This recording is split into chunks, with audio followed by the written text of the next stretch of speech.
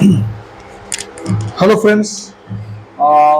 इसके पहले वाले वीडियो में हमने चर्चाएं की है किसके बारे में भाई? W by W percentage, V by V percentage, W by V percentage की बातें की हैं और इस पर जो है बहुत सारे क्वेश्चन सॉल्व कराए गए हैं। और इतना सॉल्व करने के बाद आपने पढ़ा है पीपीएम कि विलयन का पीपीएम क्या है, और आपने पढ़ा है पीपीबी क्या है। सामान्य केस में ये होता है पीपीएम क्या होता है, हाँ, कि किस बिलियन के 10 के पावर 6 भाग में पीपीएम क्या होता है कि बिलियन के 10 के पावर 6 भाग में बिलियन का कितना भाग है, वही होता है बिलियन का पीपीएम। और बिलियन का पीपीबी क्या है कि बिलियन के 10 के पावर 9 भाग में बिलियन का कितना भाग है, वो होता है बिलियन का पीपीबी। ठीक है, लेकिन सामान्य केस में जब आप पीपीएम को सॉल्व कीजिएगा तो ऐसा लिखिएगा कि 10 के पावर 6 ग्राम के बिलियन में, हालांकि ग्राम में नहीं होता, वो भाग होता है, वो आयतन भी हो सकता है, वो ग्राम भी हो सकता है, लेकिन सामान्य केस में ग्राम में यूज किया जाता है, अक्सर केसेस में ग्राम में यूज किया जाता है। तो यही है कि 10 के पावर 6 ग्राम के बिलियन में, 10 के पावर 6 ग्राम के बिलियन में बिलियन का जो द्रव्यमान होता है उसे बोलते हैं बिलियन का पीपीएम।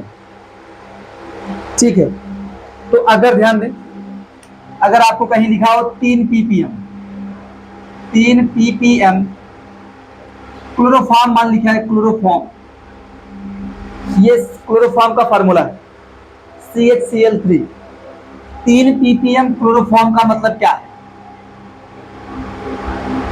3 पीपीएम क्लोरोफॉर्म का मतलब है कि 10 के पावर 6 ग्राम के बिलियन में 3 ग्राम क्या है? क्लोरोफॉर्म। यही लिखते हैं कि 10 के पावर 6 भाग लिखना चाहिए, लेकिन आप ग्राम लिखें कि 10 के पावर 6 ग्राम के बिलियन में 3 ग्राम क्या है? क्लोरोफॉर्म। इसका अर्थ यही है, इसका अर्थ है कि 10 के पावर 6 ग्राम के बिलियन में, 10 की पावर 6 ग्राम के बिलियन में 3 ग्राम क्या है? क्लोरोफॉर्म उपस्थित है, उपस्थित है। ठीक है, अगर ये 15 पीपीएम बोल दे तो अपना 15 ग्राम हो जाए, क्या नहीं आ रहा है? ये वाला, ये फॉर क्लास 11 है। ठीक है, तो ध्यान दें आप, आपका यहाँ जो है ये क्वेश्चन दिया गया था कल आपको ना कि 1000 ग्राम टूथपेस्ट में फ्लोराइड आयन का द्रव्यमान, फ्लोराइड आयन का द्रव्यमान 0.4 ग्राम है। बिलियन का जो है, या कह सकते हैं कि पीपीएम में फ्लोराइड आयन का सांद्रण क्या होगा, कि टूथपेस्ट में फ्लोराइड आयन कितना है उसको पीपीएम में बताइए आप, उसकी सांद्रता पीपीएम में बतानी है। तो आप जानते रहे टूथपेस्ट क्या है? मिश्रण है। टूथपेस्ट क्या है? मिश्रण है, वो भी समांगी टाइप का, समांगी मिश्रण है। समांगी मिश्रण को आप बिलियन कह सकते। तो आप पहले लिख लो टूथपेस्ट, आप लिख लें आप टूथपेस्ट। टूथपेस्ट क्या है? एक समांगी मिश्रण है, समांगी मिश्रण है, जिसे आप बिलियन भी कह सकते हैं। इसका द्रव्यमान क्या दिया है? टूथपेस्ट का द्रव्यमान दिया है कितना ग्राम भाई? 1000 ग्राम दिया है। इसके बाद इसमें फ्लोराइड आयन का द्रव्यमान क्या है? जो फ्लोराइड आयन है यहां विलेय का काम कर रहा है, विलेय का द्रव्यमान, फ्लोराइड आयन का, आयन लिख ले आप, फ्लोराइड आयन जो कि यहां विलेय का काम कर रहा है, उसका द्रव्यमान क्या है? 0.4 ग्राम। अगर आपको पीपीएम में सांद्रता निकालनी है तो पीपीएम का मतलब ये होता है विलेय का द्रव्यमान लिखने चाहे तो आप, क्योंकि ग्राम में लिख लो ना, विलेय का द्रव्यमान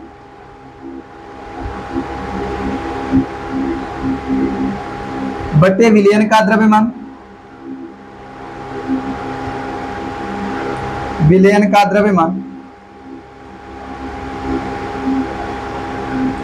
इंटू 10 के पावर 6। मिलियन का मतलब 10 के पावर 6, पार्ट्स पर मिलियन। ठीक है, तो ध्यान दें आप, विलेय का द्रव्यमान क्या है? 0.4 ग्राम। विलयन का द्रव्यमान क्या है? 1000 ग्राम। और इसको 10 के पावर 6, 10 के पावर 3 कह सकते हैं 1000 को, ये कैंसिल होगा, ये 10 के पावर 3 आएगा। आप इसको लिख सकते हैं 0.4 10 के पावर 3। जानते हैं क्या लिखेंगे? पीपीएम। क्या लिखेंगे? पीपीएम। या आप इसी को लिख सकते हैं 4 इंटू 10 के पावर 2 पीपी। क्लियर है कि नहीं है? 4 इंटू 10 के पावर 2 पीपीएम, इसको लिख लेंगे आप। अब यही है 4 इंटू 10 के पावर 2। कोई पूछ ले 10 के पावर 4 इंटू 10 के पावर 2 पीपीएम का मतलब क्या है? कि 10 के पावर 6 ग्राम के विलयन में इतना ग्राम क्या है? विलेय है। और विलेय का नाम दिया है क्या? Fluoride ion. ठीक है, आप इतना लिखेंगे। इसको लिखाने के बाद आपको पढ़ाया जाएगा मोल प्रभाज। मोल प्रभाज या मूल अंश। मूल अंश अंग्रेजी में बोलते हैं, ध्यान दें आप, ये 12 में भी दिया गया है, ध्यान से पढ़ें आप। मोल प्रभाज या मूल अंश, अंग्रेजी है मोल फ्रैक्शन। मोल फ्रैक्शन, इसको दिखाते हैं जीटा, इसका नाम है जीटा, ऐसे लिखा है। ठीक है, इसको जीटा से दिखाते हैं। ठीक है, मोल फ्रैक्शन क्या होता है?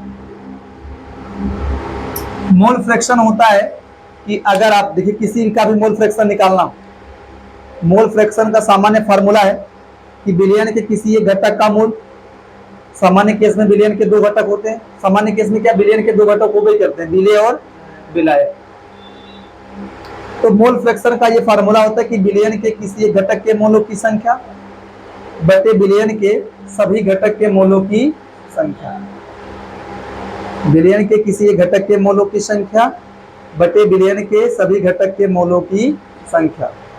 इसका परिभाषा होता है कि विलयन के किसी एक घटक के मोलों की संख्या तथा विलयन के सभी घटकों के मोलों की संख्या के अनुपात को, बटा को आप अनुपात कह सकते हैं, अनुपात को क्या कहा जाता है? मोल प्रभाज कहा जाता है। क्या कहा जाता है? मोल प्रभाज। विलयन के किसी एक घटक के मोलों की संख्या तथा विलयन के कुल घटकों या सभी घटकों के मोलों की संख्या के अनुपात को आप क्या बोलते हैं? मोल प्रभाज। ठीक है, इसको लिखे फटाफट आप, इसका मैं परिभाषा लिख रहा हूं। विलयन के किसी एक घटक के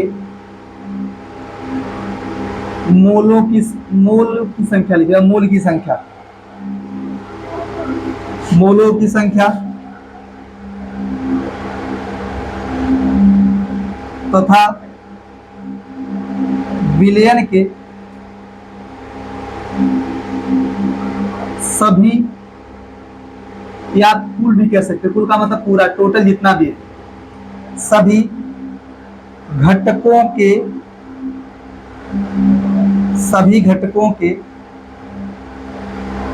मोलों की संख्या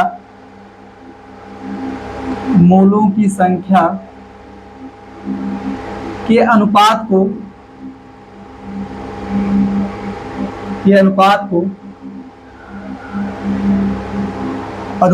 को मूल प्रभाज कहा जाता है। विलयन का मूल प्रभाज कहा जाता है। सीधा से देखो, मूल प्रभाज, मूल प्रभाज कहा जाता है।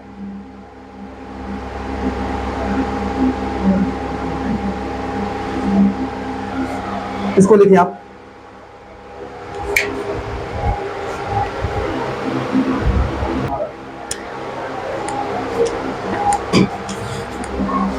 देखिए ध्यान से आप लोग, ये तो मोल प्रभाज का आपको परिभाषा नहीं रखना है, फॉर्मूला जानते रहिए बस कि विलयन के किसी घटक का मोल बटे विलयन के सभी घटक का मोल। ठीक है, ध्यान दें आप। देखो किसी किसी विलयन में ना, अभी आप सामान्य केस में यही जानते हैं कि विलयन में एक विलेय होता है, एक विलायक होता है। आप सामान्य केस में यही जानते हैं कि एक विलेय होता है और एक क्या होता है, विलायक। विलयन में कभी कभी क्या होता है, विलायक की संख्या तो एक रहती, फिक्स रहती है, विलायक एक ही रहता है, विलेय की संख्या कभी एक से ज्यादा हो जाती है। जैसे मान लीजिए कोई आप मिश्रण बना लीजिए, आप कोई समांगी मिश्रण बना लो, उसमें जल विलायक हो, और चीनी को भी मिला दो, उसमें नमक को भी मिला दो, चीनी को भी मिला दिया जाए और नमक को भी मिला दिया जाए, तो इस केस में भी विलयन के दो ही घटक हैं। ऐसा मत कहें कि तीन घटक हैं, विलयन के दो ही घटक हैं, विलेय और विलायक हैं, लेकिन विलेय की संख्या दो है, विलेय दो है और विलायक एक है। लेकिन सामान्य केस में आप यही जानते हैं कि एक विलेय होता है, मतलब एक विलेय में एक घटक, विलेय का भी दो घटक नहीं होता है, आप विलेय का भी एक ही घटक पढ़ते हैं कि नमक पानी का मिश्रण मान लो, चीनी पानी का मिश्रण हो जाए मान लीजिए, यही सामान्य केस में पढ़ते हैं आप। लेकिन ऐसा नहीं कहें कि विलयन के जो है दो ही घटक है, मान लीजिए आप, दो ही घटक का मतलब ये तात्पर्य नहीं है मेरा, दो ही घटक कहने से मेरा यह तात्पर्य नहीं है कि विलेय और विलायक। मैं बता रहा हूं कि विलयन कितने चीजों से बना है। जैसे चीनी से बना हो, नमक से बना हो, तो आप मान लीजिए दो घटक है, और मान लो चीनी और पानी से बना हो तो दो घटक मान लें आप। मान लीजिए चीनी भी हो, नमक भी हो, पानी भी हो, तो वहां तीन घटक मान लें आप। ठीक है, तो ध्यान दें आप, बस ये जानते रहे कि विलयन के दो घटक होते हैं, विलेय और विलायक। विलयन में विलेय की संख्या, विलायक की संख्या हमेशा एक ही रहती, फिक्स रहती है, विलेय की संख्या एक से अधिक हो सकती है। अच्छा देखिए आप, तो विलयन का अगर आपको मोल प्रभाज निकालना हो, मोल प्रभाज निकालना हो तो क्या लिखेंगे कि विलयन का एक घटक का मोलों की संख्या बटे विलयन के सभी घटक के मोलों की संख्या। एक घटक का मतलब क्या है, आपको पता है कि विलयन के दो घटक विलेय और विलायक है, दो ही मान के चले आप, विलेय और विलायक है। आपको मान लीजिए विलेय का मोल प्रभाज निकालना हो, किसी भी घटक का मोल प्रभाज निकालना हो, तो आप वही लिखेंगे कि मान लीजिए विलेय का मोल प्रभाज निकालना है तो लिखेंगे विलेय के मोलों की संख्या, और नीचे लिखेंगे विलेय का भी मोल प्रभाज मोलों की संख्या और विलायक के भी मोलों की संख्या। नीचे दोनों लिखना है, नीचे जो है दोनों को लिखना है, विलेय का मोल और विलायक का मोल। अब मान लीजिए आपको विलायक का मोल प्रभाज निकालना है तो लिखेंगे आप विलायक का मोल बटे विलेय का मोल प्लस विलायक का मोल। समझ पा रहे हैं ना, जिसका भी मोल प्रभाज निकालना है, मोल प्रभाज निकालना है, उसके मोलों की संख्या ऊपर लिखेंगे आप, और नीचे में जितने भी घटक विलयन के हों सभी के मोलों की संख्या लिखी जाएगी। समझ पा रहे हैं आप? तो लिख लें आप, क्या लिखेंगे, मोल प्रभाज का फार्मूला होगा, मोल प्रभाज का फार्मूला क्या लिखेंगे आप, हाँ, विलयन के किसी एक घटक के मोलों की संख्या, विलयन के किसी एक घटक के मोलों की संख्या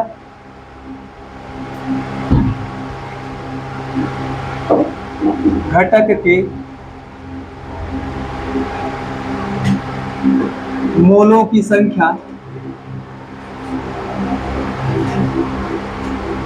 बटे विलयन के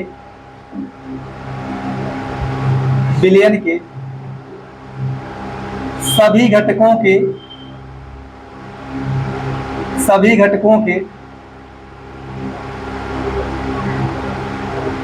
मोलों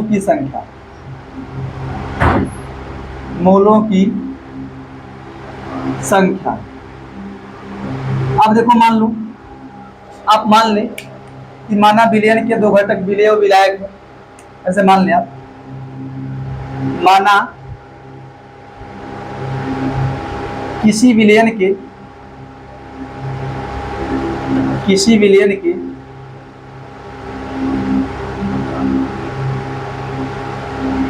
दो घटक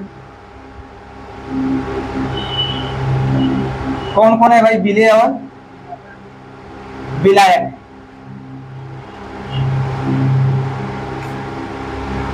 विलायक है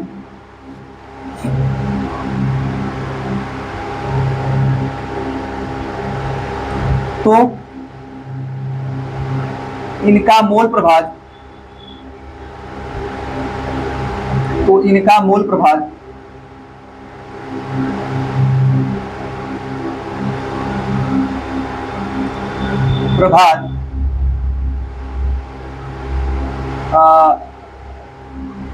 इस प्रकार ज्ञात किया जा सकता है।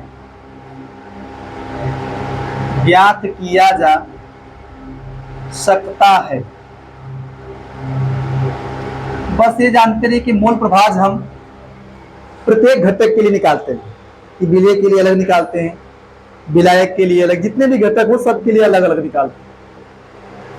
तो मान लीजिए आपको निकालना हो विलेय का मोल प्रभाज, क्या निकालना हो?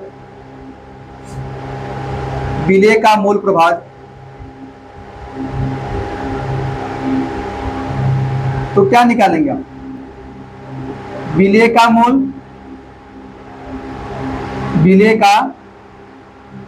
मोल बटे विलेय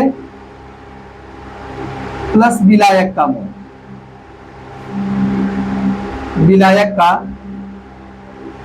मोल, अगर मान लीजिए आपको विलायक का मोल निकालना हो,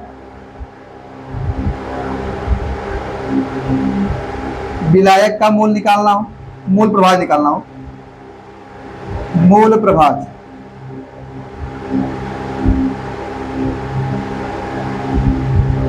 तो क्या निकालेंगे आप? विलायक का मोल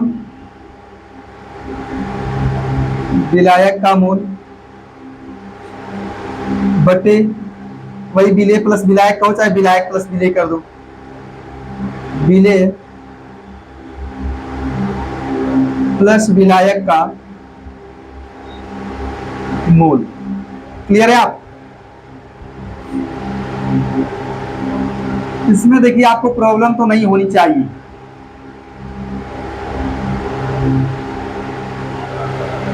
किसी को मान लो ऐसा मान लूं मैं, ध्यान दो, मैंने तरीका से बता दिया आपको कि मान लीजिए किसी विलयन के दो घटक विलेय और विलायक है, तो अगर आपको विलायक का मोल निकालना हो तो विलायक का मोल बटे विलेय प्लस विलायक का मोल, और अगर आपको विलेय का मोल निकालना हो तो विलेय का मोल लिखेंगे, फिर नीचे क्या लिखेंगे? विलेय प्लस विलायक का मोल। जितने भी घटक हो सबका निकाल लीजिए।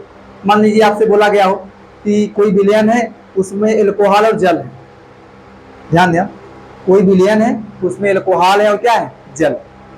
अगर मान लीजिए मोलों की संख्या दी गई, एल्कोहल और जल के मोलों की संख्या दी गई, तो फार्मूला लिखेंगे आप, एल्कोहल का मोल प्रभाज कैसे निकालेंगे? एल्कोहल के मोलों की संख्या बटे एल्कोहल प्लस जल के मोलों की संख्या। जितने भी घटक है सबका लिखें आप, एल्कोहल के मोलों की संख्या बटे एल्कोहल प्लस जल के मोलों की संख्या। अगर हमारी जल का मोल निकालना हो तो जल के मोलों की संख्या बटे एल्कोहल प्लस जल के मोलों की संख्या। तो एक चीज क्लियर है आप, अगर मोलों की संख्या दी है तो आराम से मोलों की संख्या रख के निकाल लेंगे। और मान लीजिए आपको द्रव्यमान दिया है ग्राम में, तो ग्राम से पहले मोल निकाल लीजिए आप। ग्राम से क्या निकालेंगे? मोल। और मोल किसी एक घटक का मत निकालिएगा, मोल आप सभी घटक का निकाल लीजिएगा, क्योंकि फार्मूले में नीचे वाले पोर्शन में सभी के मोलों की जरूरत होती है। नीचे वाले पोर्शन में देखें आप, बटे में जो होता है सभी घटक का मोल, तो नीचे वाले पोर्शन में सभी घटक का मोल चाहिए।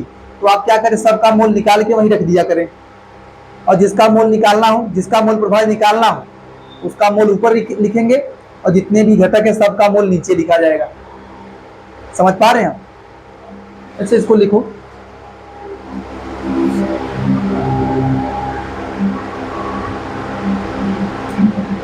देखिए आप लोग फटाफट।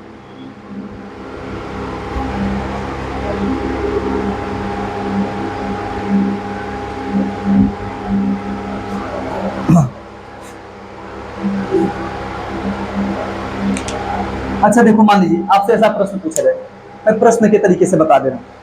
देखो सुन लो एक बात, फिर लिखना आपने। जैसे मान लीजिए आपको ये प्रश्न दिया हो,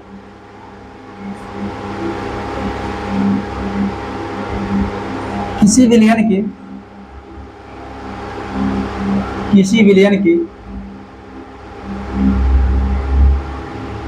के दो घटक ए व बी है, ए जिनके मोलों की संख्या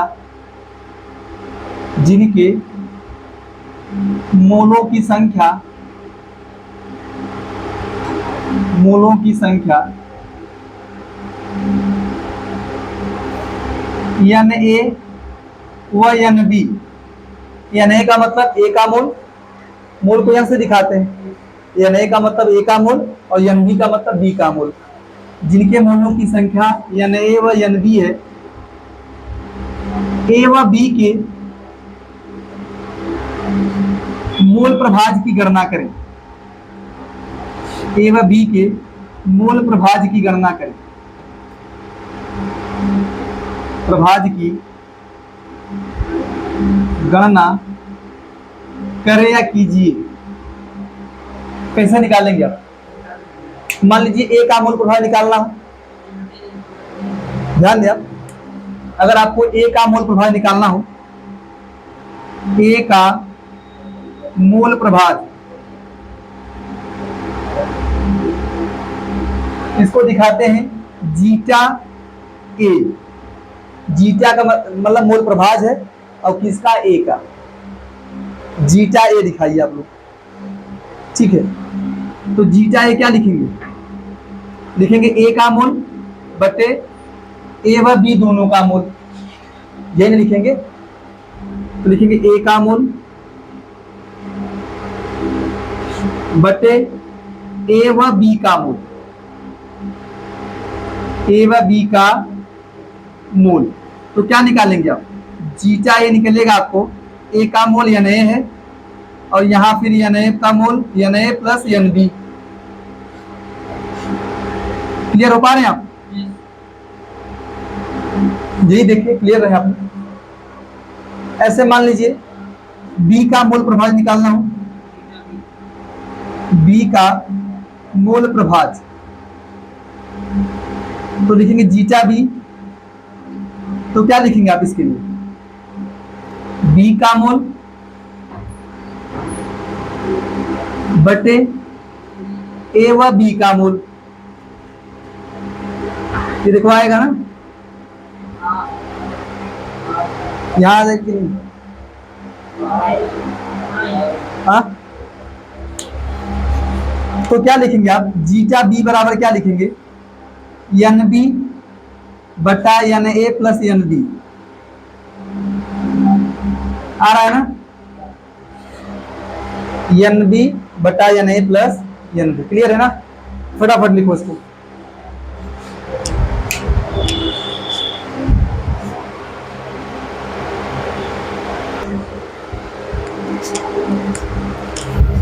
ध्यान दीजिए आप, ये आपने लिखा है। एक नोट पॉइंट और भी आपके लिए, ये विशेष पॉइंट है कि किसी विलयन के कितने भी घटक हो जाएं, जो कि आपने दो ही माना है, ए और बी माना है, तीन ए बी सी तीनों हो सकते हैं। सुन लो ऐसे ही कि मान लीजिए किसी विलयन के तीन घटक ए बी व सी हैं, जिनके मोलों की संख्या एन ए एन बी और एन सी हो जाएगी। अगर आपसे बोले तीनों का मोल प्रभाज निकालो, क्या निकालें आप? तीनों का मोल प्रभाज। कैसे निकालेंगे पता है? जिसका निकालना, मान लीजिए ए का मोल प्रभाज निकालना हो ना, मान लीजिए आपको अगर ए का मोल प्रभाज निकालना है तो लिखेंगे ए का मोल, नीचे सभी का मोल, ए का भी मोल, बी का भी मोल और सी का भी मोल, सभी घटक के मोल लिखने हैं। अगर आपको बी का मोल निकालना हो, मोल प्रभाज निकालना हो, तो क्या लिखेंगे? बी का मोल बटे क्या? ए का मोल, बी का मोल और सी का मोल। अगर आपको सी का मोल प्रभाज निकालना हो तो क्या लिखेंगे, हाँ सी का मोल बटे नीचे तीनों का मोल। लेकिन अभी आपने दो ही माना है, हम दो ही के साथ चलते हैं, इन्हीं दो के हिसाब से। तो यहाँ लिखाया गया है कि विलयन के जितने भी घटक हों सभी घटकों के मूल प्रभाज निकालेंगे, उनका योग कितना आता है, जोड़ने पर 1 आता है। तो आपने दो ही माना है तो दो ही मानता हूं, ठीक है। तो आपने दो घटक माना है ए और बी, जिनके मूल प्रभाज निकाला है आपने। तो यहाँ बताया गया है कि विलयन के जितने भी घटक होते हैं सभी के मूल प्रभाजों का योग 1 होता है। इन दोनों का मूल प्रभाज जोड़ेंगे तो 1 आएगा। इससे फायदा जानते क्या होता है, एक फायदा ये होता है कि मान लीजिए आपने ए का मूल प्रभाज निकाल दिया तो बी का मूल प्रभाज मत निकालो, एक में से घटा दो, वही बी का मूल प्रभाज हो जाए। ध्यान दें आप, यहाँ आपके लिए फायदा है कि आप यहाँ जैसे ए का मूल प्रभाज निकाल लिया, बी का आपका मन मत निकालो इस फार्मूले से, यही लगा दो भाई कि ए का मूल प्रभाज रखा, बी का निकाल लेंगे एक में से माइनस करके। या मान लीजिए आपने बी का निकाला, एक में जो निकालेंगे मूल प्रभाज, एक में से वही घटा दो, क्या बचेगा आपका, बी का मूल प्रभाज। इजी है, ठीक है। ध्यान दें आप,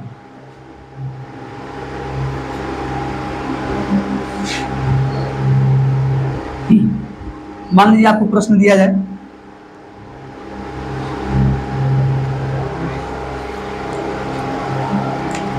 ऐसा मिश्रण में प्रश्न दिया हो,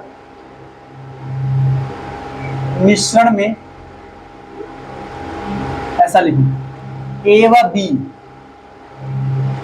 के मिश्रण में इनके मोलों की संख्या, इनके मोलों की संख्या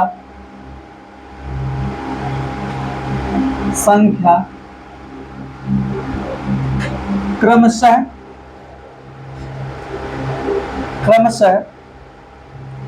2 व 3 है। अब मोल दिया 2 व 3 है, इनके मतलब ऐसा लिखो, मिश्रण के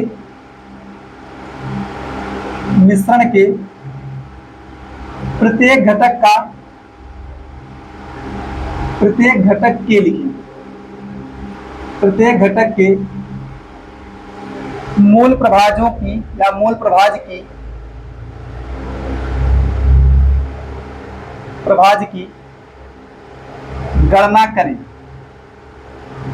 गणना कीजिए, ठीक है। अभी क्या दिया पहले लिखो, आपको दिया है ए का मोल, ए के मोलों की संख्या 2 है, बी के मोलों की संख्या 3। पहले जो लिखा है वो लिखो। आप क्या लिख सकते हैं, हल कैसे करेंगे, ए के मोलों की संख्या, ए के मोलों की संख्या कितनी है, 2। बी के मोलों की संख्या,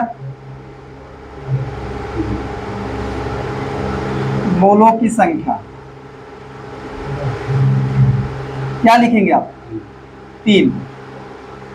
तो मान लीजिए आपको निकालना हो ए का मोल प्रभाज, ए का मोल प्रभाज क्या लिखेंगे, जीटा ए। तो लिखेंगे ए का मोल बटे ए व बी का मोल। ए का मोल कितना दिया है, हाँ 2 मोल, और नीचे 2 + 3 कितना हो जाएगा, 5। 2 + 3 जोड़े कितना आ जाएगा, 5। इसको सॉल्व करें, कितना आंसर आता है, 0.4 आएगा क्या, 0.4 आएगा। अब भाई 20 हो जाएगा ना, 10 बढ़ाएंगे, आपको आंसर मिलेगा 0.4। और मान लो, ध्यान से पहले सुन ले आपने, अगर आपको निकालना हो बी का मोल प्रभाज, बी का मोल प्रभाज जीटा बी, तो क्या लिखेंगे, बी का मोल बटे ए व बी का मोल, ये कितना आएगा 0.6 आएगा। ये आ रहा है ना इसमें, कितना नीचे आ रहा है, तो लिखेंगे 3 बटा, यही ना होगा 5, कटाएंगे कितना है 0.6, हाँ 0.6 होगा। या आप इसको निकालने का तरीका क्या है, आप ये ना करो, अगर आप इस फार्मूले को ना लगाएं, ये वाला एक शॉर्ट फार्मूला भी है ना, इसी को या करके ऐसे लगा सकते हैं कि बी का मोल प्रभाज, बी का मोल प्रभाज जीटा बी, क्या निकालेंगे जीटा बी बराबर जीटा ए -1, यही होगा। तो जीटा ए कितना दिया है 0.4 -1, कटाएंगे यही आएगा 0.6 आएगा, कैंसिल करा लीजिएगा आप, ठीक है। अब मैं आपको, ये तो मोल दिया था ना, अभी जो आपको क्वेश्चन से दिए जाएंगे उसमें सब ग्राम दिए जाएंगे, ग्राम, तो ग्राम से पहले सबका मोल निकाल लीजिएगा, फिर मोल से क्या निकाल लेंगे मोल प्रभाज। मोल प्रभाज का सिंपल सा फंडा याद होना चाहिए, इसमें मोलों की संख्या की जरूरत पड़ती है, ग्राम की नहीं, इसकी मोलों के संख्या की। तो जब भी आपको ग्राम में दिया जाएगा तो ग्राम देगा तो मोल निकाल लीजिएगा, फिर आराम से मोलों की संख्या रख देंगे, आपको मोल प्रभाज मिल जाएगा, ठीक है।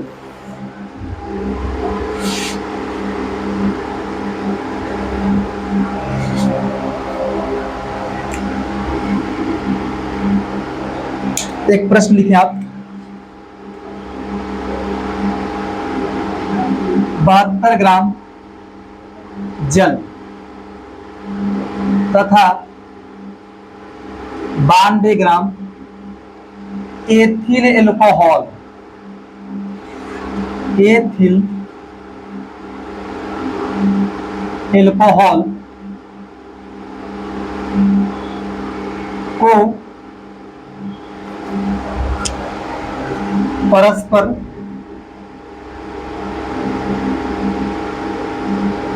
मिलाकर, परस्पर मिलाकर, यहां लिखा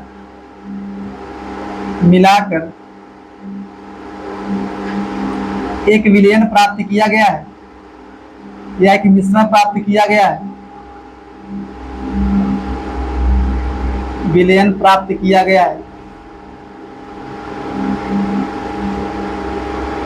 गया है, विलयन के प्रत्येक घटक के, विलयन के प्रत्येक घटक का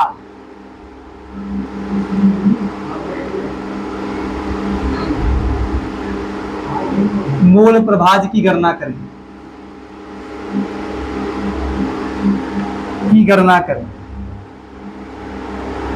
निकाल लेंगे आप लोग ना भाई, आपको ग्राम दिया है, मोल निकाल लीजिएगा, फिर आराम से मोल प्रभाज निकाल लेंगे आप, फटाफट लिखें।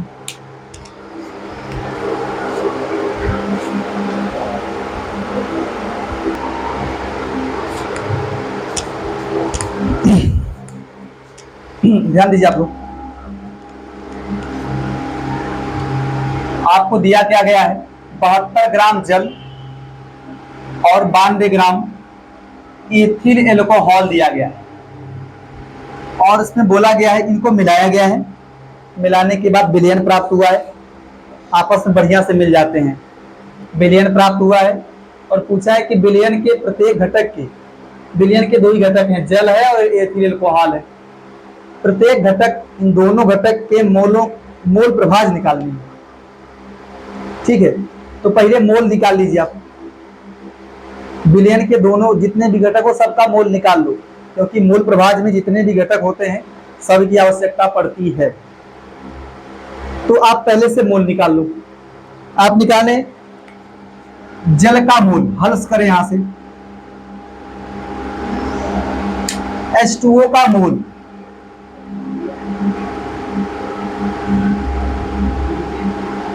तो क्या लिखेंगे? द्रव्यमान बटा मोलर द्रव्यमान, द्रव्यमान बटा कितना मिलेगा? द्रव्यमान इसका 72 है और मोलर द्रव्यमान कितना होगा? 18, 4 मोल आएगा।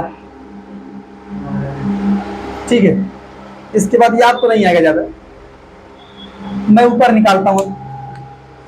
आपको निकालना हो C2H5OH का मोल, C2H5OH का मोल,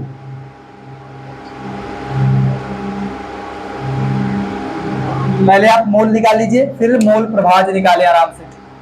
तो क्या लिखेंगे? द्रव्यमान, द्रव्यमान बटा मोलर द्रव्यमान, मोलर द्रव्यमान, द्रव्यमान कितना दिया है? 92 ग्राम, और इसका मोलर द्रव्यमान निकाले आपको 46 मिलेगा। सॉल्व करने पर कितना मोल आएगा? 2 मोल। जानते हैं कभी कभी प्रश्न पूछा जाता है, ध्यान दें, कभी कभी प्रश्न पूछा जाता है द्रव्यमान को देकर कि पूछेगा इसमें विलेय कौन है, विलायक कौन है। यही पूछता, मान लीजिए ऐसा पूछा गया होता कि 72 ग्राम जल और 92 ग्राम एथिल अल्कोहल के मिश्रण में विलेय कौन है और विलायक कौन है, यही पहचानना हो आपको। तो जानते हैं आप क्या रूल अपनाएंगे? आप ये रूल अपनाएंगे कि जिसका द्रव्यमान ज्यादा है वो विलेय है, जिसका द्रव्यमान कम है वो विलायक, जिसका द्रव्यमान ज्यादा है वो विलायक है, जिसका द्रव्यमान कम है वो क्या है? विलेय। लेकिन ये नहीं होता है, द्रव्यमान नहीं, मात्रा देखिए, और मात्रा के लिए पहले आप मोल निकाला करें। जिसके मोलों की संख्या अधिक होती है आप उसको विलायक कहिएगा, जिसके मोलों की संख्या कम होती है उससे क्या कहेंगे आप? विलेय। द्रव्यमान के हिसाब से नहीं, मोलों के संख्या के हिसाब से निकाला करें आप। जिसकी मात्रा अधिक हो वो विलायक होगा और जिसकी मात्रा कम हो वो विलेय होगा। तो यहां जल क्या है? जल आपका विलायक है,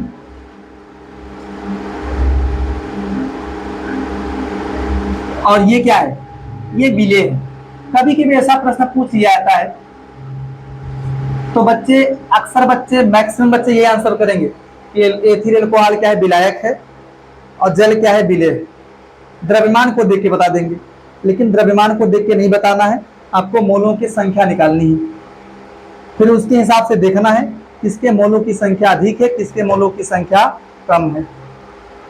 जिसके मोलों की संख्या अधिक रहेगी वो विलायक होगा, जिसके मोलों की संख्या कम रहेगी वो विलेय होगा। आप निकालें, आपको निकालना है H2O का मोल प्रभाज, H2O का मोल प्रभाज। तो आप जोड़ लो पूरा, सीधा सीधा लिखो। H2O का मोल कितना है? 2 है, और दोनों का मोल प्रभाज 6 कर दें आप। नालायक, H2O का मोल प्रभाज कैसे निकालेंगे आप? तो H2O का मोल, दोनों का मोल लिख लें। क्या निकालेंगे आप? इसको लिख सकते हैं जीटा H2O। क्या मिलेगा आपको? ये मिलेगा 1/3, 1/3 को सॉल्व करें क्या मिलेगा? 0.33।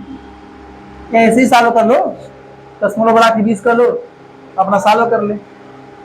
इसके बाद अगर आपको C2H5OH का मोल प्रभाज निकालना हो, C2H5OH का मोल प्रभाज जीटा C2A C2H5OH क्या लिखेंगे आप? ये C2H5OH का मोल क्या है? प्रॉब्लम है क्या? जल के मोल 4 है, 4/6। ओहो, ये आपका क्या आएगा? 2/6। ये 0.33 आएगा, ये आपका आएगा 0.67। ठीक है, अब आप एक प्रश्न और लिखें। स्टॉप करो वीडियो, स्टॉप करो यार।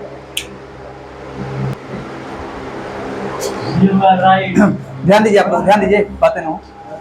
आपके सामने ये प्रश्न दिया गया है, ठीक है, कि जल में यूरिया का 1 विलयन भारानुसार, मतलब W/W परसेंटेज दिया गया है।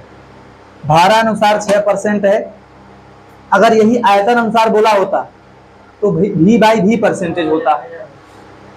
तो 6% W/W दिया है, 6% W/W यूरिया दिया है, यूरिया का विलयन, ठीक है। और पूछा है, ध्यान दें, ये दिया गया है, पूछा है कि विलयन में यूरिया का भी मोल प्रभाव निकाले और जल का भी मोल प्रभाव, दोनों का मोल प्रभाव निकालना है। तो मोल प्रभाव निकालने के लिए दोनों का मोल पता होना चाहिए, और मोल पता करने के लिए द्रव्यमान पता होना चाहिए। ध्यान दें, पहले आप सबसे पहले लिखो, यहां तो नहीं आ पाएगा ना,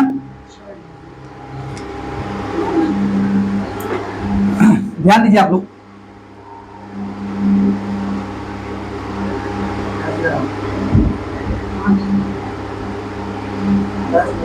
अच्छा, क्या दिया देखो, आपको दिया है 6%, बातें ना हो, 6% W/W, 6% W/W यूरिया का विलयन है, यूरिया का विलयन, यही दिया है ना 6%, मतलब ये समझे आप लोग, W/W यूरिया का अर्थ क्या है? इसका अर्थ है कि 100 ग्राम के विलयन में, 100 ग्राम के विलयन में 6 ग्राम यूरिया उपस्थित। विलय का नाम ना लिखिए आप, यूरिया लिखिए, NH2CONH2 विलय उपस्थित है, विलय उपस्थित है। अब देखें, आपको देखो विलयन का द्रव्यमान दिया 100 ग्राम और विलय का द्रव्यमान 6 ग्राम। आप निकाल सकते हैं विलायक, अब विलायक यहां दिया भी गया, विलायक कौन है? जल, ठीक है। तो आप निकाल सकते हैं विलायक जो कि जल है का द्रव्यमान क्या निकालेंगे? 100 - 6, विलयन में से विलय घटा देंगे, 100 ग्राम - 6 ग्राम क्या आएगा? 94 ग्राम। आपको विलय का द्रव्यमान मिल चुका है, विलायक का द्रव्यमान मिल चुका है, विलायक जल है। अभी आप दोनों का मोल निकालो। आप पहले निकालिए NH2CONH2 का मोल, NH2 का मोल, द्रव्यमान दिया गया है, अब बटा मोलर द्रव्यमान, द्रव्यमान है 6 ग्राम और इसका मोलर द्रव्यमान 60 होता है। सॉल्व करने पर जानते कितना आएगा? आपको मिलेगा 0.1 मोल। इसके बाद आपको निकालना है H2O का मोल, H2O का मोल क्या निकालेंगे? H2O का द्रव्यमान बटे H2O का मोलर द्रव्यमान। H2O का द्रव्यमान कितना दिया है? 94 ग्राम और मोलर द्रव्यमान 18 होता है। कितना आ रहा है? 5.22 मोल। अभी आपको मोल मिल चुका है, अभी आप निकाल लें मोल प्रभाव, दोनों का मोल प्रभाव निकालना। तो आप निकाल लें यूरिया का मोल प्रभाव, यूरिया का मोल प्रभाव जीटा NH2CONH2 क्या लिखेंगे? टोटल मोल कितना होगा? यूरिया का मोल कितना है? 0.1 बटा 0.1 प्लस 5.22,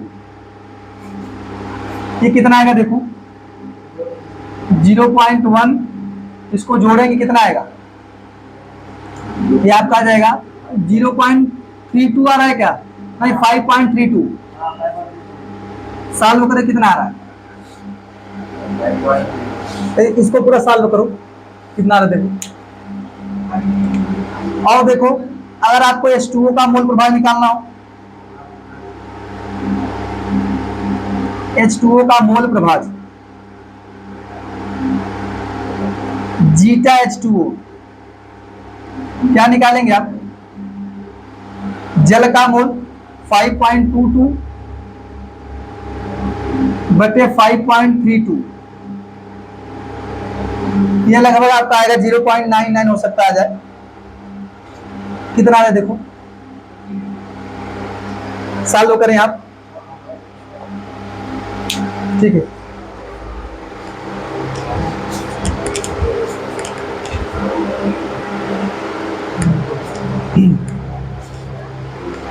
तो ये आपका आंसर आएगा, इसका आएगा 0.018 या 0.02 कह सकते हैं, और इसका आएगा 0.98, ठीक है।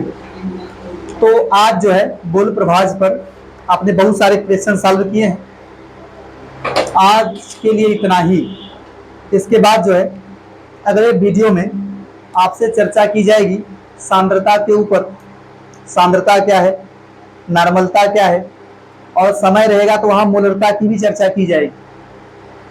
मोलरता पढ़ाने के बाद एक लास्ट टॉपिक बचेगा, उसका नाम है मोललता।